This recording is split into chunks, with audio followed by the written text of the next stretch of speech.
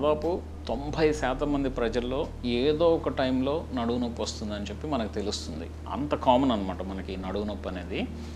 ఇది ఎందుకు వస్తుంది అనేది మనం చూసినట్లయితే మనకి కొన్ని అలవాట్ల వలన, కొన్ని బ్యాడ్ హ్యాబిట్స్ వలన ఇలా నడుము నొప్పి రావడానికి అవకాశాలు ఉన్నాయి.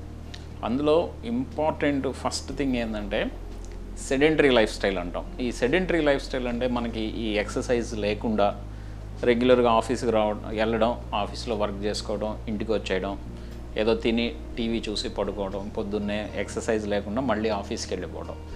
ఈ సెడెంటరీ లైఫ్ స్టైల్ వలన మనకి ఈ back problems, especially back pain, even neck pain కూడా, భుజాలకు సంబంధించిన నొప్పులు కూడా వస్తున్నాయని చెప్పి మనకు తెలుస్తుంది. మరి ఇది ఏం చేయాలి, ఏం ఎక్సర్సైజులు చేయాలంటే అందరూ చేయగలిగింది సింపుల్ ఎక్సర్సైజ్ ఏంటంటే వాకింగ్ కాకుండా మీరు ఇంకా వేరే ఎక్సర్సైజ్ ఏది చేయగలిగినా, అంటే జాగింగ్ కానీ, సైక్లింగ్ కానీ, స్విమ్మింగ్ కానీ, ఏదైనా రెగ్యులర్గా గేమ్స్ ఆడడం కానీ ఇటువంటివి చేయగలిగితే ఇంకా మంచిది. సో అందరూ చేయగలిగింది ఏంటంటే వాకింగ్. ఈ వాకింగ్ కూడా రెగ్యులర్గా రోజుకి 20 నుంచి 30 నిమిషాల పాటు, వారంలో 5 నుంచి 6 రోజుల పాటు చేస్తే మంచిది. ఈ స్మోకింగ్ వలన మనకి డిస్క్కి రిలేటెడ్ ఇబ్బందులు వచ్చి దానివల్ల నడుము నొప్పులు, మెడ నొప్పులు వస్తాయని చెప్పి చాలామందికి తెలియదు. సో స్మోకింగ్ ఒకవేళ చేసేటట్లుగా ఉంటే స్మోకింగ్ ఆపటం మంచిది. ఈ సిట్టింగ్ పోస్చర్ అంటే మనం కూర్చునే పద్ధతి కానీ, ఈవెన్ నిలబడే పద్ధతి కానీ, లేకపోతే పడుకునే పద్ధతి సరిగా లేకపోతే దానివల్ల మనకి నడుము నొప్పి రావడానికి అవకాశాలు ఉంటాయి. ఇప్పుడు మనం కూర్చునే పద్ధతి ఎలా ఉండాలి అని చూస్తే, మనం కూర్చొని ఉన్నప్పుడు మన నడుము భాగము మన చైర్కి ఆనుకుని ఉండాలి. ఒకటి అది ఇంపార్టెంట్ పాయింట్. మీరు చాలామంది చూస్తూ ఉంటారు ఇలా ముందుకు వంగి పని చేస్తూ ఉంటారు. అలా చేయకుండా ఈ చైర్కి ఆనుకుని చేసేటట్లు చూసుకోవాలి. రెండోది, మనం కూర్చొని ఉన్నప్పుడు మన మోకాలు భాగం తొంటి కంటే కింద ఉండాలి. అంటే ఏంటంటే మన కిందకుండే స్టూల్స్ కానీ, పీటలు కానీ కింద కూర్చోవడం వలన మోకాలు మన తొంటి కంటే పైకి వస్తూ ఉంటుంది. మోకాలు భాగం అలా ఉండకూడదు.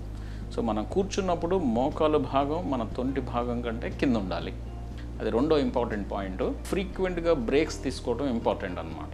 ఫ్రీక్వెంట్గా బ్రేక్స్ అంటే ప్రతి హాఫ్ అన్ అవర్ 45 మినిట్స్కి, అంటే 30 నుంచి 45 నిమిషాలకు ఒకసారి లేచి 1-2 నిమిషాలు అటు ఇటు తిరిగి మళ్ళీ కూర్చోవడం అనేది మంచిది. సో ప్రాపర్ సిట్టింగ్ పోస్చర్ కూడా చాలా ఇంపార్టెంట్. హోమ్ మేడ్ ఫుడ్, ఇంట్లో తయారు చేసిన ఆహారం, కాల్షియం ఎక్కువగా ఉండే ఆహారాలు తీసుకోవడం అనేది చాలా ఇంపార్టెంట్.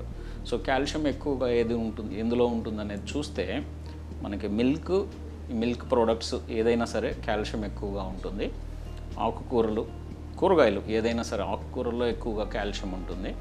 ఇప్పుడు మీరు చూసే ఉంటారు సీజనల్ ఫ్రూట్స్లో ఎస్పెషలీ ఇప్పుడు మనకి ఈ వింటర్ సీజన్ వస్తుంది. వింటర్ సీజన్లో సీతాఫలంలో కాల్షియం చాలా ఎక్కువగా ఉంటుంది.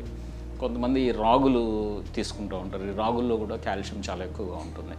So home made food, calcium ఎక్కువగా ఉండే పదార్థాలు తీసుకోవడం వలన మన బోన్స్ స్ట్రాంగ్గా ఉంటాయి, ఈ బ్యాక్ ప్రాబ్లమ్స్ కూడా రాకుండా ఉంటాయి. ఇంకోటి, మనం కొంతమంది మాన్యువల్ వర్కర్స్, అంటే మనకి వర్క్ చేసే వాళ్ళని చూస్తూ ఉంటాం. వాళ్ళు బరువులు ఎత్తుతూ ఉంటారు. సో ఈ బరువులు ఎత్తే విధానం కూడా మనం ఒకసారి చూసుకుంటే, మనం బరువు ఎత్తేటప్పుడు నడుము ముందుకు ఉంచి ఇలా బరువులు ఎత్తుతూ ఉంటాం అనమాట. దానివల్ల ఏమవుతుందంటే ఈ నడుము మీద ఒత్తిడి పడి నడుము నొప్పి రావడానికి అవకాశాలు ఉంటాయి. అందు గురించి కరెక్ట్ పద్ధతి ఏంటంటే, మనం బరువు ఎత్తేటప్పుడు మోకాళ్ళు వంచి బరువుని రెండు చేతులతో పైకెత్తి, ఈ బరువు ఏంటంటే మన బాడీకి ఎంత దగ్గరగా ఉంటే అంత మంచిది. మనం ఇలా దూరంగా పెడితే బరువుని ఈ నడుము మీద కూడా మన ఒత్తిడి పడటానికి అవకాశాలు ఉన్నాయి.